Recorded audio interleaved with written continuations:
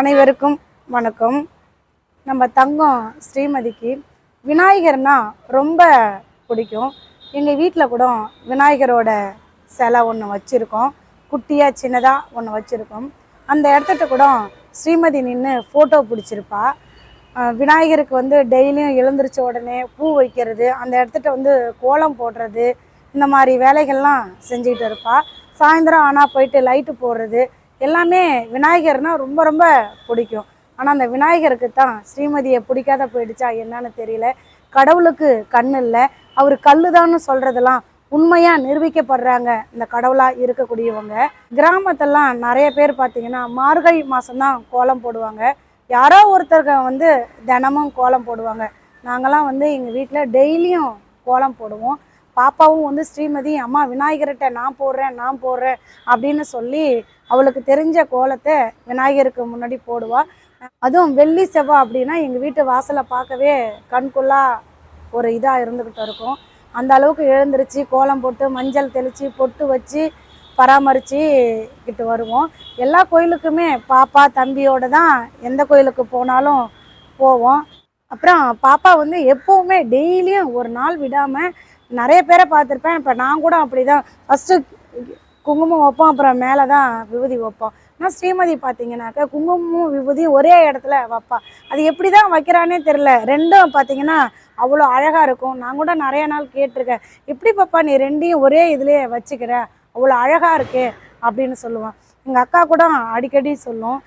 ஸ்ரீமதியோட பெருமை வந்து சொல்லுவாங்க, ஸ்ரீமதிக்கு எந்த ட்ரெஸ்ஸு போட்டாலும் அழகாக இருக்கா, ஒரு பழைய ட்ரெஸ்ஸை போட்டு பார்த்தா கூட அழகாக இருக்கா, தோடும் அப்படி தான், எந்த தோடை போட்டாலும் அவளுடைய ஃபேஸுக்கு அழகாக இருக்குது அப்படின்னு சொல்லும்.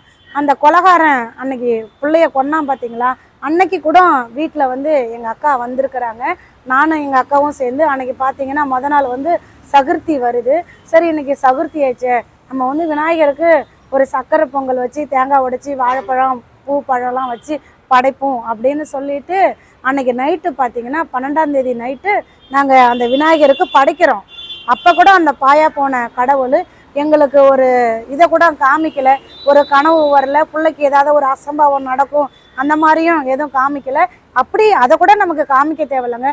உண்மையிலே அது சக்தி உள்ள கடவுள் தான் அப்படின்னா என் பிள்ளைய போய் காப்பாற்றிருக்கணும்ல. அந்த நாய்ங்களுக்கு பிள்ளைய ஏதாவது பண்ணக்குள்ள அவனுக்கு கைகால் ஈத்துக்கிட்டு போயிருக்கணும், கரண்ட்டு ஏதாவது பாஸ் ஆகி அவனு மேலே அவனுக்கு உயிர் போயிருக்கணும். இப்படிலாம் ஏதாவது ஒரு சம்பவம் நடந்திருந்தால் கண்டிப்பாக கடவுள் இருக்கிறாரு அப்படின்னு 100க்கு 100 எத்தனை பேர் கடவுள் இல்லைன்னு சொல்லிக்கிட்டு இருக்கிறவங்கள்ட்ட கடவுள் இருக்கிறாரு, இங்கே பாரு என் பிள்ளைய காப்பாற்றியிருக்காரு அப்படின்னு நம்ம சொல்லலாம். ஆனால் அது சொல்ல முடியாத அளவுக்கு இப்போ இருந்துக்கிட்டு இருக்கிறோம். அந்த அளவுக்கு கடவுள் வந்து ஒருதலை பட்சமாக பண்ணிக்கிட்டு இருக்காரு.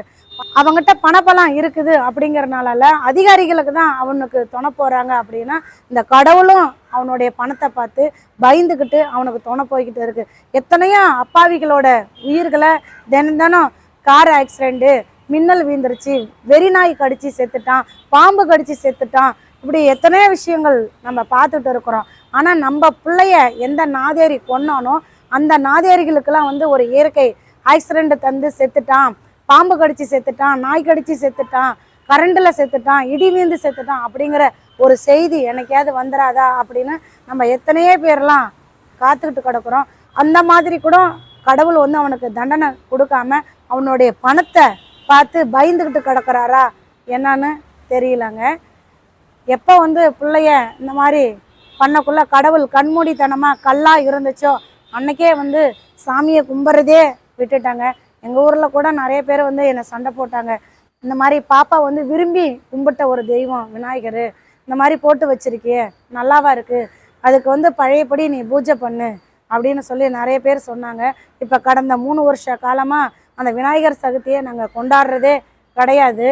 நம்ம தங்கத்தை இந்த மாதிரி பண்ணக்குள்ள அந்த விநாயகர் சும்மா தானே இருந்தது. அன்னைக்கு நைட்டு கூட சக்கரை பொங்கல் வச்சு படையல் போட்டோமே, ஆனால் என் பிள்ளைய காப்பாற்றலே, இப்படி ஒரு விநாயகருக்கு நம்ம வந்து எப்படி கொண்டாடுறது அப்படின்னு மனம் வெறுத்து போயிடுச்சிங்க.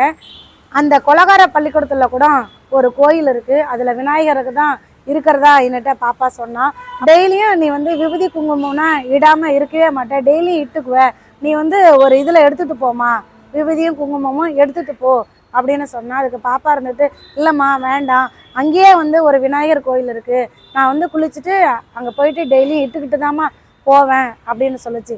அங்கே போய் கூட அந்த விநாயகரை விடாமல் டெய்லியும் உள்ளே போய் அந்த விநாயகருக்கு முன்னாடி கும்பிட்டுட்டு விபூதி வச்சுக்கிட்டு குங்குமம் வச்சுக்கிட்டு தான் அதுக்கப்புறம் தான் சாப்பிடையே போவேன் அப்படின்னு சொல்லியிருக்கா.